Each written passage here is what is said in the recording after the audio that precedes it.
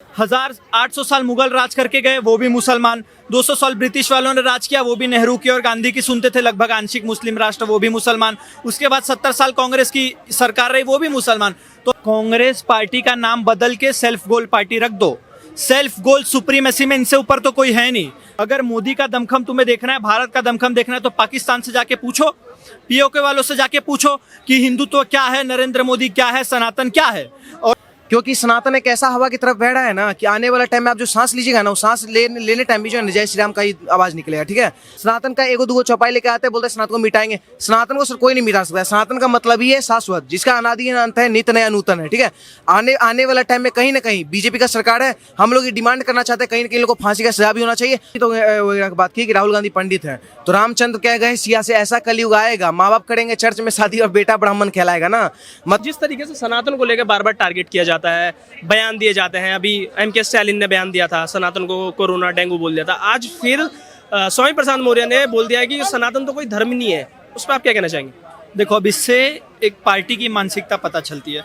यही स्वामी प्रसाद मौर्य कुछ दिन पहले भाजपा में थे, तब हमने नहीं सुना कि इन्होंने ऐसा कुछ बयान दिया। जैसे ही पार्टी बदली, रामचरितमानस पे बयान आना शुरू हो गए, हमारे ब्रह्मा जी पे टिक्का टिप्पणी शुरू कर दी। उदयनिधि स्टालिन जो एक बोरी चावल के लिए कन्वर्ट हो गए थे, वो हमारे धर्म पे आज सवाल उठा रहे।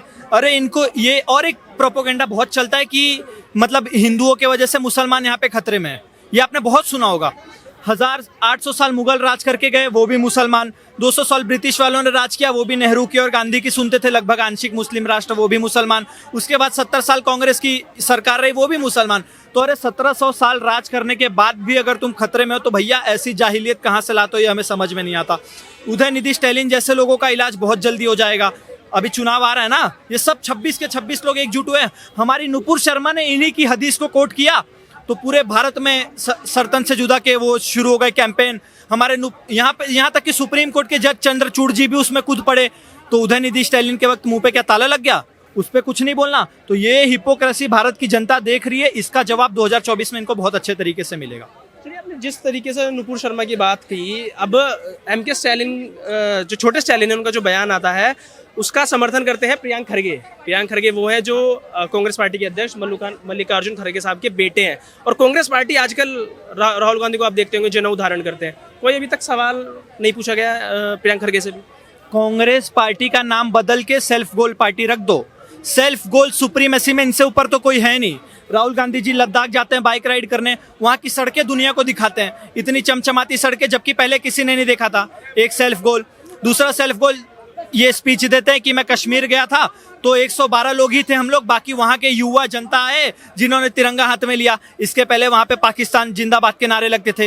ये दूसरा सेल्फ गोल। उसके बाद तीसरा सेल्फ गोल, प्रियंक खड़गे जो कि खुद ये इनके नरसिम्हा, ये क्या बोलते, मल्लिकार्जुन खड़गे जी के बेटे हैं। मल्लिकार्जुन खड़गे जी ने खुद बोला था कि हमें सनातन को खत्म करना पड़ेगा, आरएसएस विचारधारा को खत्म करना पड़ेगा, वरना हिंदुत्व जीत जाएगा।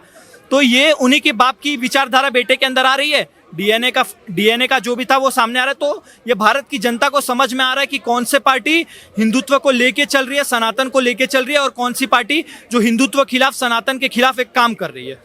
चलिए, अब मेरा एक सवाल होगा। अभी नई संसद में प्रवेश किया गया है और उसका दिन चुना गया था गणेश चतुर्थी का।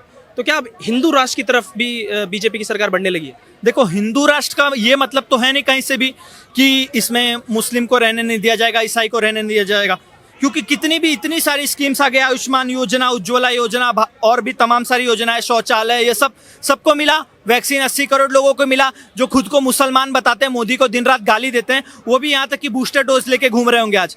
अरे जो भारत को मोदी को गाली दे रहे हैं ना, हमें नहीं समझ में आएगा, क्योंकि हम इसी भारत में रह रहे हैं। अगर मोदी का दमखम तुम्हें देखना है, भारत का दमखम देखना है, तो पाकिस्तान से जाके पूछो, पीओके वालों से जाके पूछो कि हिंदुत्व क्या है, नरेंद्र मोदी क्या है, सनातन क्या है।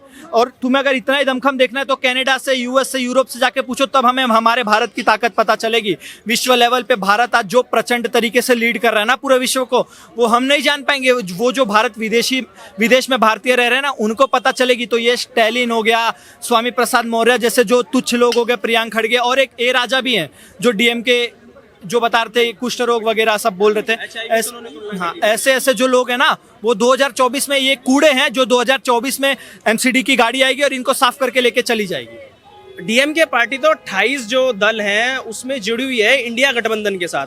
तो 2024 में क्या होने वाला है फिर? 2024 में क्या होने वाला है ये कोई प्रश्न ही नहीं है। कितने से होने वाला है ये प्रश्न है, क्योंकि कंफर्म है, संभावना नहीं, संकल्प आएंगे तो नरेंद्र मोदी जी ही। कितने से आएंगे? अब 303 सीट आई थी इस बार, तो उनका खुद से ही एक युद्ध है, खुद को ही खुद का रिकॉर्ड तोड़ना है कि 300 से 350 लाना है या 400 लाना है। और ये जो बात चल रही थी इंडिया अलायंस की, इसी इंडिया अलायंस में थी ममता बनर्जी, ये है ना महबूबा मुफ्ती, जिन्होंने बोला था कि धारा 370 हटा तो कोई तिरंगा उठाने वाला नहीं बचेगा।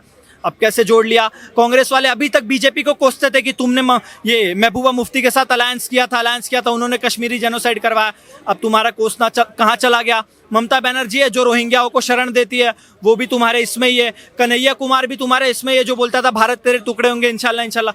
तो जितने भी देश विरोधी डेंगू, मलेरिया, कैंसर जैसी बीमारियां हैं, सब के सब कोरोना इसी इंडिया अलायंस में भरे हुए हैं। तो ये कोरोना का इलाज, वैक्सीन जो भी है वो नरेंद्र मोदी जी के पास है। 2024 में इन सब जो कोरोना है ना, उनको वैक्सीन लगवाएंगे।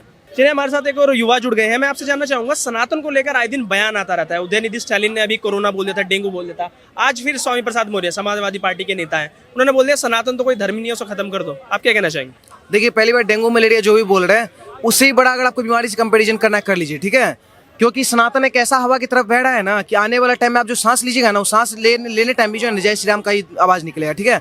आपको बता दे, सनातन को लोग मिटाने का बात कर रहे हैं, तो बता दे आपको कि जो सनातन नाम मिटा औरंगजेब की तलवार से, वो सनातन क्या मिटेगा औरंगजेब की औलाद से। ये औरंगजेब की औलाद लोग आके बोलते हैं सनातन को मिटाएंगे। आपको हम कहना चाहते हैं, जो भी ये उदयनिधि स्टालिन हो गए, इनको कोई पूरा देश का कोई जनता नहीं जानता था। एमके स्टालिन को कोई नहीं जानता था। स्वामी प्रसाद मौर्य जिनको आप लोग बोलते हैं, हम उनको मौलाना प्रसाद मौर्य बोलते हैं, कोई नहीं जानता था, ठीक है। लेकिन इन लोग को कब जानने लगा? जब एमके स्टालिन एनएसए लगाते हैं मनीष कश्यप पे। उसके बाद जब उदयनिधि स्टालिन जो है टिप्पणी करते हैं, सनातन धर्म को मिटाने का बात करते हैं, इरेडिकेशन ऑफ सनातन धर्म का बात करते हैं। उसके बाद जो भी जितने भी जो आते हैं स्वामी प्रसाद मौर्य, आए दिनों हमेशा हिंदू पे टिप्पणी करते हैं। मेरा ये कहना है, अगर तुम में इतना ही गुदा है, तुम बस इस्लाम पे कर लो टिप्पणी। इन लोग को सनातन धर्म से दिक्कत नहीं, इनको पता है किससे दिक्कत है। सर्वभौमन्तु सुखिनः सर्वे सन्तु निरामया। इनको दिक्कत है यत्र नास्ति पूजन्ते रमन्ते तत्र देवता। इनको दिक्कत है वसुदेव कुटुम्बकम से। इनको दिक्कत है कहीं ना कहीं यत्र नास्ति पूजन्ते रमन्ते तत्र देवता से, चातुर्वर्ण्यमया सिस्टम गुण कर्म विभाग से। जो जो चीज हमारे धर्म में लिखा है, इनसे ये लोग को दिक्कत है। अगर हमारे धर्म में अभी हलाला, खटना और किसी को मारने, काफिर, मुश्रिक से लिखा जाए, तो आपको गारंटी देते हैं यही शख्स लोग, यही जो अभी बॉयकॉट करें सनातन का, ये लोग आके समर्थन में कूद जाएंगे। ये लोग पहली बार तो पढ़े लिखे हैं नहीं। सनातन का एगो दूगो चौपाई लेके आते हैं, बोलते हैं सनातन को मिटाएंगे। सनातन को सर कोई नहीं मिटा सकता है। सनातन का मतलब ही है शाश्वत, जिसका अनादि है, अंत है, नित्य नया नूतन है, ठीक है। आने वाला टाइम में कहीं ना कहीं बीजेपी का सरकार है, हम लोग ये डिमांड करना चाहते हैं, कहीं ना कहीं इन लोगों को फांसी का सजा भी होना चाहिए, और नहीं कुछ भी तो इन लोगों को कम से कम उम्र कैद होना चाहिए। जिस तरीके से हमारी बहन नुपुर शर्मा गुमनाम का जिंदगी जी रही है ना, जो व्यक्ति उनका सिर्फ शेयर करता है ट्वीट को, उनका गर्दन काट दिया जाता है, ठीक है। तो मेरा ये कहना है सर कि अगर इस्लाम पे कोई टिप्पणी होता है, तो अगर आप 6 फुट के तुरंत अब 4 फुट के हो जाते हैं, क्योंकि गुस्ताखे नबी की हिस्सा सरतन सुधा। लेकिन हिंदू धर्म पे कोई टिप्पणी होता है तो हम लोग सहनशील, सही विष्णु बन के रुक जाते हैं। तो क्लियर कहना चाहते हैं, अधर्म पर मौन रखकर जो मात निहारे जाते हैं, भीष्म द्रोणों कर्णों सबके सब मारे जाते हैं। अगर हम शांत हैं तो मेरा भी कहीं ना कहीं मौन समर्थन जा रहा है। देश के युवा को कहीं ना कहीं समझना चाहिए, इस चीज के खिलाफ आना चाहिए और कहीं ना कहीं प्रतिकार करना चाहिए। चलिए, मेरा एक आखिरी सवाल होगा आपसे। जिस तरीके से कांग्रेस पार्टी आजकल खुद को बड़ा सामने प्रेजेंट कर रही है कि हिंदुओं की पार्टी है, हम राहुल गांधी जनेऊ धारण करके घूमते हैं, प्रियंका गांधी वाड्रा कश्मीर जाती हैं, कश्मीरी पंडितों से मिलती हैं, प्रियंक खरगे ने उदयनिधि स्टालिन के बयान का समर्थन किया है। अभी तक ना तो प्रियंक खरगे पे कोई कार्रवाई की गई है और ना अभी तक मल्लिकार्जुन खरगे साहब ने कुछ बोला है। इस पर आप क्या कहना चाहेंगे? पहली बात तो पंडित वगैरह की बात की कि राहुल गांधी पंडित हैं, तो रामचंद्र कह गए सिया से ऐसा कलयुग आएगा, माँ बाप करेंगे चर्च में शादी और बेटा ब्राह्मण कहलाएगा ना। मतलब कि माँ बाप का शादी हुआ है चर्च में और बेटा अपने आपको ब्राह्मण कह रहा है। और आपको बता दे, प्रियंक खरगे, मल्लिकार्जुन खरगे, ये लोग सर देशभक्त भी नहीं है। कुछ दिन पहले स्वतंत्रता दिवस था 15 अगस्त को, वहां पे जब उनको चेयर दिया गया, वहां पे भी हिल डोल रहे थे, वहां पे भी आए नहीं थे, पूरा सीट खाली। अब बोलते हैं G20 का फुल फॉर्म क्या बता दे, घोषी 20। ये लोग देश का भी जो कोई मुद्दा रहता है ना, उसके खिलाफ भी काम करता है। फिर भी इन लोग का ना गिरफ्तारी हो रहा है ना ये हो रहा है। कहीं ना कहीं बीजेपी सरकार से हम लोग का एक ही डिमांड है, अरेस्ट उदयनिधि स्टालिन, अरेस्ट कहीं ना कहीं अरेस्ट उदयनिधि स्टालिन, अरेस्ट स्वामी प्रसाद मौर्य और अरेस्ट एमके स्टालिन जैसे लोग का, प्रियंक खरगे जैसे लोग का कहीं ना कहीं अरेस्टिंग का मांग पूरा देश का युवक कर रहा है। और बीजेपी सरकार से डिमांड करना चाहते हैं, इन लोगों को गिरफ्तार करना चाहिए।